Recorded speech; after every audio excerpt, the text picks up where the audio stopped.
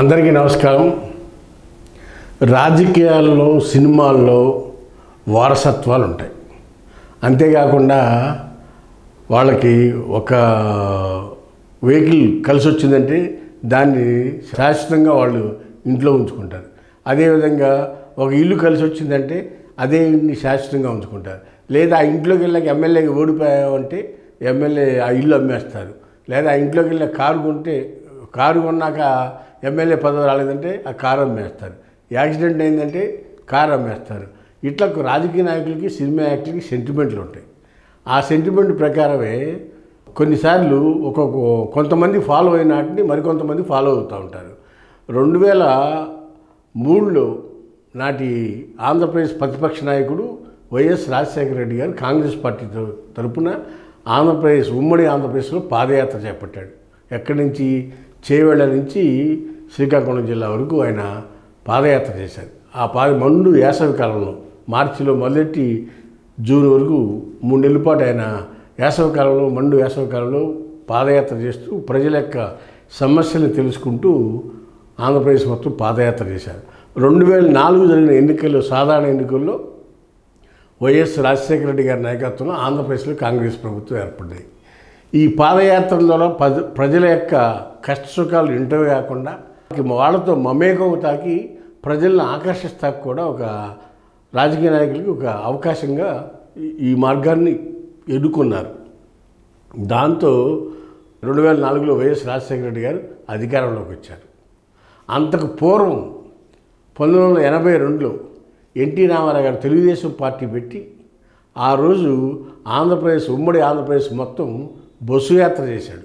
అనేక వేల మంది ప్రజల్ని, లక్షల మంది ప్రజల్ని బస్సు మీద ఉండి మీటింగ్లు పెట్టి ప్రతి పల్లెటూరు, ప్రతి గ్రామం, ప్రతి మండలం, ప్రతి జిల్లా, ప్రతి టౌన్ కూడా తిరిగి ఆయన ఆంధ్రప్రదేశ్ ప్రజలను చైతన్యపరిచి తెలుగుదేశం పార్టీ పెట్టి తెలుగుదేశం పార్టీని తన బస్సు యాత్ర ద్వారా అధికారంలో తీసుకొచ్చాడు ఎన్టీ రామారావు గారు. అలాంటి పరిస్థితుల్లో అదే ఫార్ములాని ఈయన రాజశేఖర రెడ్డి గారు పాదయాత్రగా మొదలెట్టి 2003లో పాదయాత్ర చేసి 2004లో అధికారంలోకి వచ్చాడు వైఎస్ రాజశేఖర రెడ్డి గారు. ఆ తర్వాత 2013లో చంద్రబాబు నాయుడు గారు కూడా పాదయాత్ర చేశారు. ఉమ్మడి ఆంధ్రప్రదేశ్లో విడిపోకముందు తెలంగాణ, ఆంధ్రప్రదేశ్ రెండింటిలో కూడా పాదయాత్ర చేశాడు చంద్రబాబు నాయుడు గారు. అలా పాదయాత్ర చేస్తే అప్పుడు 14లో ఆంధ్రప్రదేశ్ విడిపోయింది. విడిపోయిన తర్వాత ఆయన ఉమ్మడి ఆంధ్రప్రదేశ్ విడిపోయిన తర్వాత ఆంధ్రప్రదేశ్కి ముఖ్యమంత్రి అయ్యాడు చంద్రబాబు నాయుడు గారు 2014లో. ఆ తర్వాత జరిగిన పరిస్థితుల్లో జగన్మోహన్ రెడ్డి గారు 2018లో పాదయాత్ర చేశాడు ఆంధ్రప్రదేశ్ మొత్తం. ఆ పాదయాత్ర ద్వారా ఆయన కూడా 3000 పైచిలు కిలోమీటర్లు తిరిగి ప్రజలతో మమేకమై ప్రజా సమస్యలు తెలుసుకుని వాటన్నిటికీ నేను అధికారంలోకి వస్తే పరిష్కారం చూపిస్తాను అని చెప్పి ఆయన పాదయాత్ర చేయటం ఆయనకి చాలా కలిసి వచ్చింది. అంతేకాకుండా వాళ్ళ తండ్రి రాజశేఖర రెడ్డి కూడా పాదయాత్ర చేయడం ద్వారా ముఖ్యమంత్రి అయ్యాడు. అదేవిధంగా ఆ తండ్రిని కొడుకులో చూసుకుని ప్రజలు జగన్మోహన్ రెడ్డి పట్ల అట్రాక్ట్ అయ్యారు.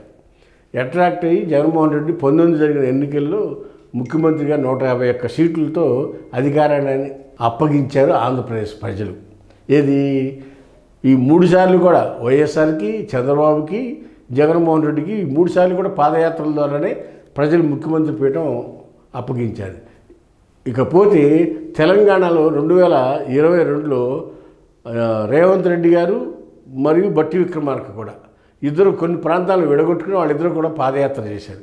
వాళ్ళు కూడా పాదయాత్ర చేయడం వలన 23లో జరిగిన ఎన్నికల్లో తెలంగాణ ప్రాంతంలో రేవంత్ రెడ్డి, బట్టి విక్రమార్క కాంబినేషన్లో కాంగ్రెస్ పార్టీ అధికారంలోకి వచ్చి రేవంత్ రెడ్డి ముఖ్యమంత్రి అయ్యాడు, బట్టి విక్రమార్క డిప్యూటీ సీఎం అయ్యాడు.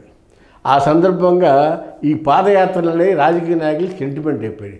దాన్ని దృష్టిలో పెట్టుకుని 23లో నారా లోకేష్ కూడా హిందూపూర్ నుంచి స్టార్ట్ చేసి విశాఖపట్నం వరకు ఆయన కూడా పాదయాత్ర చేసి తెలుగుదేశం పార్టీని అధికారంలో తీసుకురావడానికి యువగళం పేరుతో పాదయాత్ర చేసి లోకేష్ బాబు తెలుగుదేశం పార్టీ అధికారంలో రావడానికి ప్రధాన భూమికి పోషించాడు.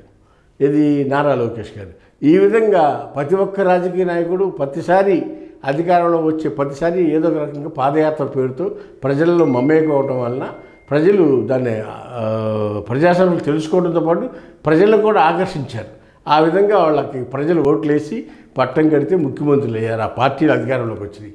ఇప్పుడు 24లో ఓటమి చెందిన జగన్మోహన్ రెడ్డి గారు మరలా తిరిగి 5,000 కిలోమీటర్లు పాదయాత్ర చేసి ప్రజల్లో హృదయాలను చొరగొనాలనే ఉద్దేశంతో 2027లో పాదయాత్ర చేస్తానని ఇటీవల వైఎస్ఆర్సీపీ పార్టీ ప్రాంతీయ సదస్సులో మాట్లాడుతూ, ప్రాంతీయ సదస్సు అంటే ఆంధ్రప్రదేశ్లో అన్ని ప్రాంతాలకి ఇన్ఛార్జీలు పార్లమెంటరీ నియోజకవర్గాల ఇన్ఛార్జీల సమావేశంలో మాట్లాడుతూ, నేను 2027లో జగన్ 2లో పాదయాత్ర చేస్తాను, 27లో పాదయాత్ర చేసి 5,000 కిలోమీటర్లు పాదయాత్ర చేసి ఆంధ్రప్రదేశ్ ప్రజలందరినీ కలుస్తాను.